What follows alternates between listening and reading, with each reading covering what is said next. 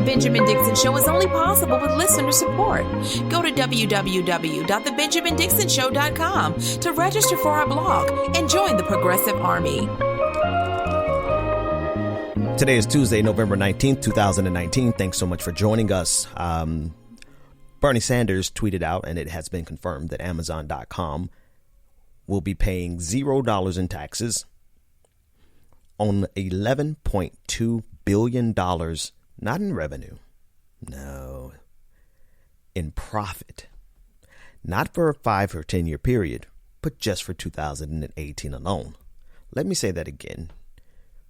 Amazon.com, one of the wealthiest companies in this nation, probably one of the few companies that will become $1 trillion company in our lifetimes. Amazon.com will be paying $0 in taxes on $11.2 billion in profit for 2018 alone. Now, I actually pay taxes, and I pay pretty regularly. I don't even make a lot of money, especially here in Georgia. You can make crap for money and still owe the government taxes, state taxes. And then there's that threshold where most people exist. You make a little bit of change. You came up. Maybe you succeeded a little. Came up from the floor to the middle. You didn't get it all the way to the top, but you're making just enough money that you owe the government taxes. You and I, we pay more in taxes than a company that made $11.2 billion in profit. See, that's the type of thing that really should put everything into context for you. This system, it is an understatement, even if it's redundant, it is an understatement to say that this system is rigged. It is rigged, and quite frankly, not only are Democrats not doing enough about it or anything at all about it, we have Republicans who are trying to exacerbate the problem.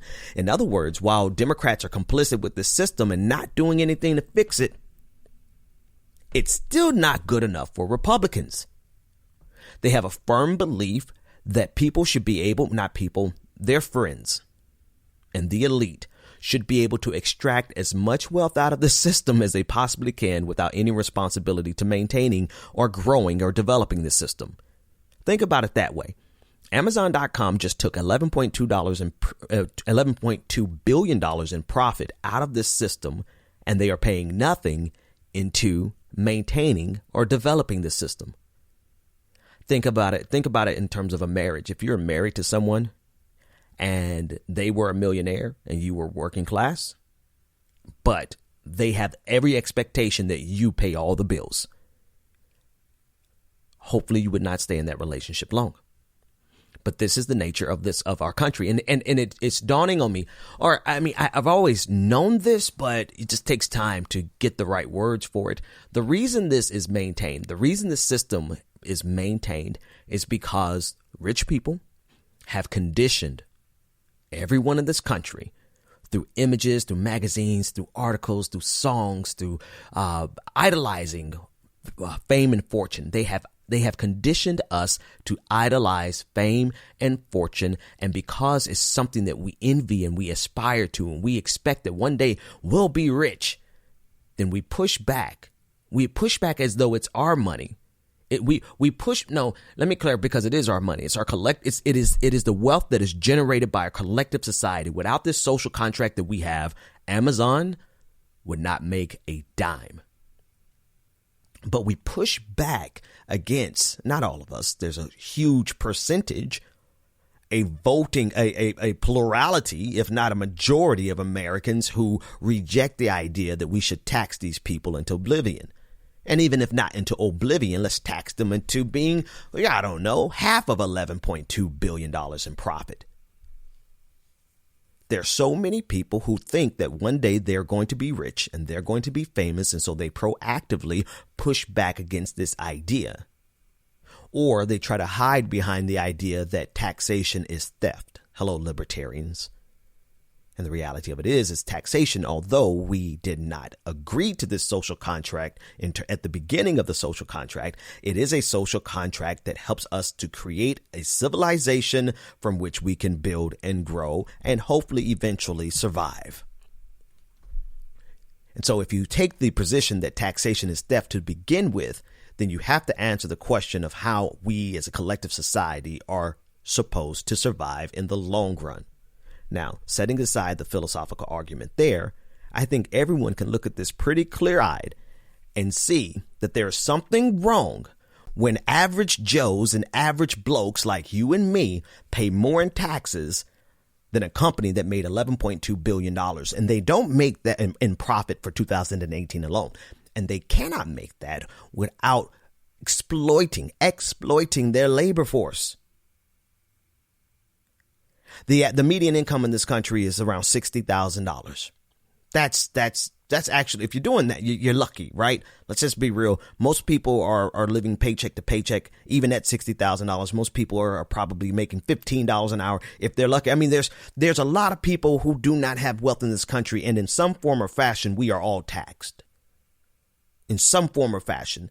Those of us who are making over 60, and maybe if you work 2 or 3 jobs, you're breaking $100,000 a year, you are paying more in federal income taxes than Amazon.com paid. Now tell me how that is a just society. And furthermore, let's go one step further. Even if we don't look at it in terms of us paying more than them, which we should also look at it in terms of all of the broken things in our society. While they are extracting $11.2 billion in wealth from our society without paying anything to maintain or develop the society, we still have homeless people everywhere in this country, in every city and every state. We still have people who are food insecure in this country, going to bed hungry. There is literally no reason, none whatsoever, that we cannot solve, or we haven't solved, the homelessness problem in our country and the food insecurity, or the fact that people are living in poverty and living paycheck to paycheck. Not when we have individuals and companies who are skating free without any responsibility to the development of our society. Except the fact, not except, they have an expectation that this society will continue to flourish because they need us to buy their goods, that will continue to flourish because they need a workforce, that will continue to flourish because they need security. They need to make sure that we're able to create the stability necessary for capitalism to thrive. So they have an inordinate amount of dependency on this system with zero commitment to it. Now, how long would you stay in a marriage when the man in the marriage or the woman in the marriage or your significant other, non-gender conforming individual, is making millions of dollars? And they have an expectation that not only do you pay all the bills in the society, but they have an expectation of you that you're going to make sure that you have a healthy household, that your kids are well educated, that the house is secure, that at night everything is just going to go well. And they have no commitment. You're paying all of the bills. That is what billionaires and these corporations have been doing to our American household for too long. Democrats aren't doing enough about it. They think that this liberalized system, they think that this is the way to go. They think that the solutions to our problems are going to be in the free market. And then on the other hand, we have Republicans who don't think that this is dystopic enough. They don't think that this is a dystopia enough. They feel like we need to go further. They feel like it's not a just society until billionaires have living in the lap of luxury, while, you know what it is? The Gilded Age. They are not going to be satisfied until we're in a period again like the Gilded Age, where robber barons were living in the best of times and the average American, the vast majority of Americans, were living in the worst of times. Go to www.patreon.com/The BPD Show and support The Benjamin Dixon Show. Well, all right. It's that time again, ladies and gentlemen, and non-gender conforming individuals, where we take a moment to thank the people who make this show possible, our patrons, without whom I probably would be stripping at a strip club. And we can all agree that this is a much better use of my time. So thank you to our newest patron. We only had one last night, but Willow Cats, you are the real MVP. Thank you for keeping me off the pole. You too can become a part of this prodigious and prestigious group of the most brilliant, the most inordinately beautiful and successful group of individuals, not just on Earth, but anywhere in space and time. You can become a patron of the Benjamin Dixon Show by going to www.patreon.com/the BPD Show and help us to hit 500 members. I'm going to say it every day until we get there. So that we could bring this live show back, man. We can just keep on rocking and telling the truth wherever we see it. Okay. I don't cover Epstein a lot, but I do have to say this. It was reported last night that the two security guards who were guarding Jeffrey Epstein in the prison guard, not security guards, but the two prison guards, they have been arrested for falsifying documents, stating that they were checking on Epstein on a regular basis. And as it turns out, they were not. Now, it is entirely, I don't want to talk about it too much more because it is one of those things that is like, okay, now it's time for us to really kind of think about these conspiracy theories. I don't like going down those rabbit holes because, it's easy to get stuck down those rabbit holes. But this one, I don't even think we can actually call this a conspiracy. Think about this. Powerful people have every incentive to protect themselves at all costs. If you see, this is going to be kind of a leap, right? But it makes sense to me. Maybe it will make sense to you. If you see the extent governments will go to in order to protect the elite by overthrowing anyone with socialist leanings, they would go through that. They would go through a coup, a violent, they commit assassinations. I mean, there's literally examples throughout history where wealthy people have shown us the extent to which they will go to protect their money. Now consider how far they will go to protect their freedom. And Jeffrey Epstein was a powerful guy with a lot of powerful friends and engaged in a lot of illegal activity that would directly threaten their wealth and their freedom. So, I mean, the fact that these two officers are being arrested really underscores this entire scenario. And I don't think that this is far-fetched whatsoever. Yeah, that's that.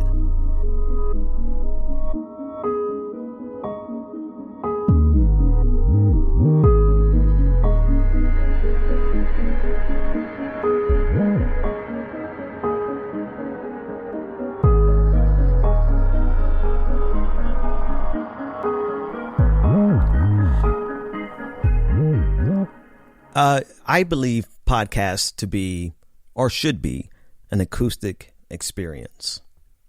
I do my best to create a sonic aesthetic that is pleasing, and it's to that end that I am required by custom and law to play this clip of Representative Eric Swalwell on Hardball with Chris Matthews last night. Dirt for U.S. military aid. Chris, so far, the evidence is uncontradicted that the president used taxpayer dollars to ask the Ukrainians to help him cheat an election. Okay. I'm sorry. I could not let that go. I don't know. It doesn't matter how old we are. There's something about that type of flatulence humor that really, I'm sorry. I just had to. I had to play it. And yesterday afterwards, two trends. Number one in the country, probably in the world, but I know for sure in the United States, Fartgate and Shartgate. I'm done.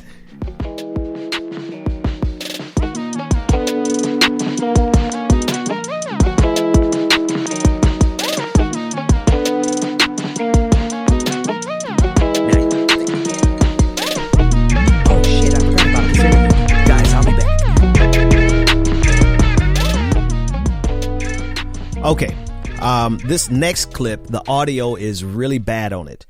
but I have to play it. It's Pete Buttigieg, who is speaking back in 2010 at a Tea Party event.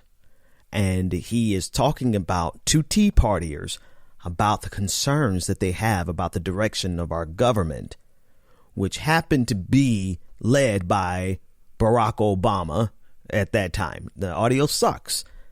Fair warning, but listen closely. For having me here. I have to admit, as a Democrat, that many of my friends and supporters looked at me as if I was absolutely nuts when I suggested that I would be coming tonight to speak with a group that's often identified with the Tea Party. There are some, especially in my party, who think that the Tea Party is a wholly owned subsidiary of the Republican Party. But there are many others who believe that the Tea Party is motivated by real concerns about the direction of our government and the responsiveness of our government to citizens. And above all, a frustration with business as usual. That is what motivated me to run. And so while we may come from often very different perspectives, I believe we might find... Okay. Listen, I have a lot of problems with Pete Buttigieg. And I actually have quite a few problems with Barack Obama.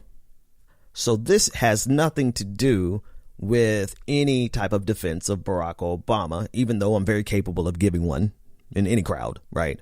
But it's how Pete Buttigieg used Barack Obama to pacify the most racist group of organized political participants in our lifetime, the Tea Party. He didn't critique Obama on substance. No, because he would have to have some substance first. He didn't critique Obama on substance. What he did was dog whistled, saying that we're concerned about the direction the country is going. What specifically, Mayo Pete? What direction was the country going? That line right there is literally a dog whistle. Because it's not as though Barack Obama actually did anything that was remotely socialist. In fact, he did the most capitalistic thing imaginable. He saved capitalism. It's not as though he changed the direction of the military-industrial complex. I mean, he expanded the wars. It's not as though he actually went on an apology tour around the world. He was too busy droning people, just like the Republican president before him. So what direction are you specifically speaking of right there, Mayo Pete? Help me to understand. Help me understand why it was that you felt it necessary. As he mentioned in the clip, his fellow Democrats felt that it was that he was ridiculous for going, right, to speak to the Tea Party. Why do you feel like it was necessary for you to go speak to them? But that's fine, go speak. But then to talk in their language, their dog whistle language, as a way of connecting with them so that you can get some support from across the aisle. This is exactly why he should not be the president of the United States, period. In the conversation, he is the most triangulating, empty suit, non-substantive. I mean, he is the worst of the worst in terms of being opportunistic, and will literally take the position of any position that's necessary for him to get some traction and potentially some votes. He was with Medicare for all before he was against it. Right? He's constantly it's just in general, you see how he is constantly positioning himself to try to seize the moment, not for his values, not for policy, but for him, for his own personal vanity project. This should be disqualifying for several reasons. There are enough people who just love Barack Obama and think that he never could do anything ever wrong, that he was the best president that we have ever had. And that's not a high bar, so that might be true. But there's enough people in the Obama coalition that should be simply offended by the fact that at the height of the intransigent opposition against Barack Obama by the Tea Party, Mayo Pete found it necessary and worthwhile for him to go and to pander to the Tea Party, all in the name of getting some traction for himself and some support. Second reason this should be disqualifying is because the very last thing that we need in this country is a politician who has no moral compass and will triangulate and capitulate to conservatives on anything, especially because that's exactly how we got where we are now.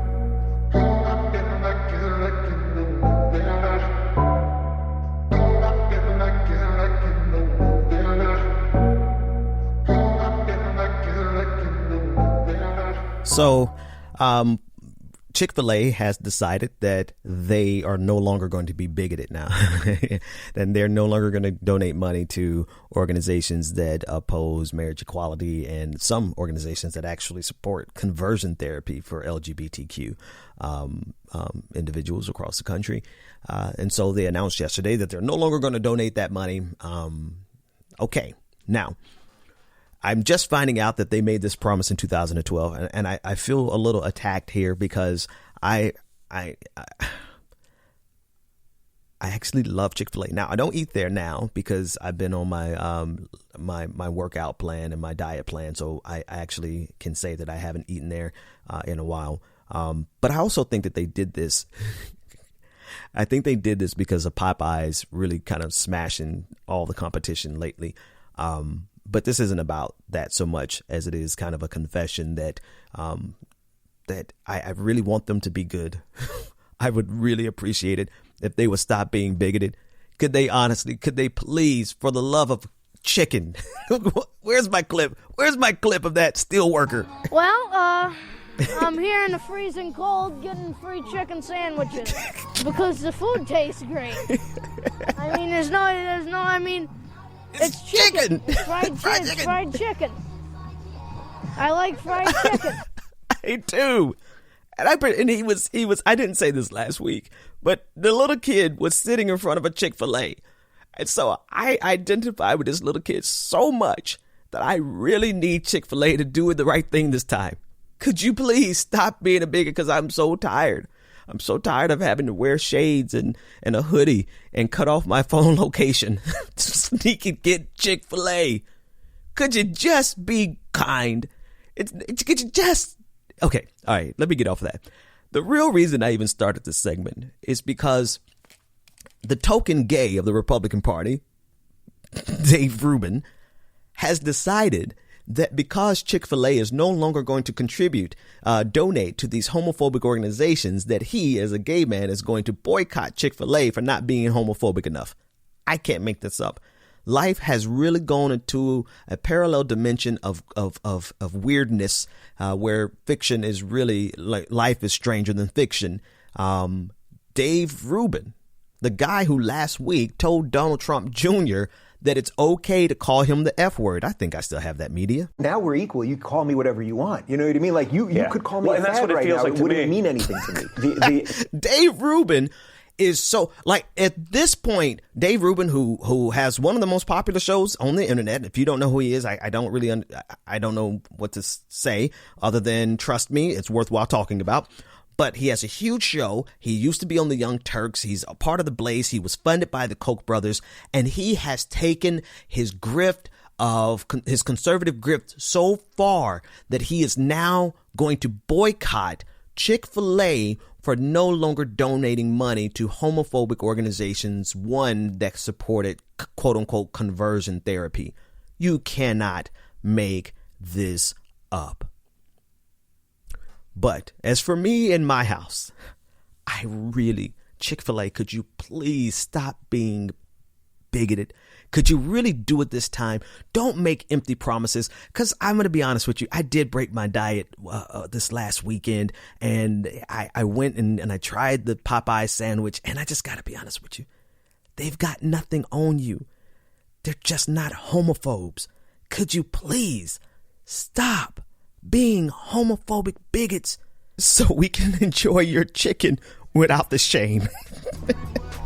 I like fried chicken. Pretty white TT.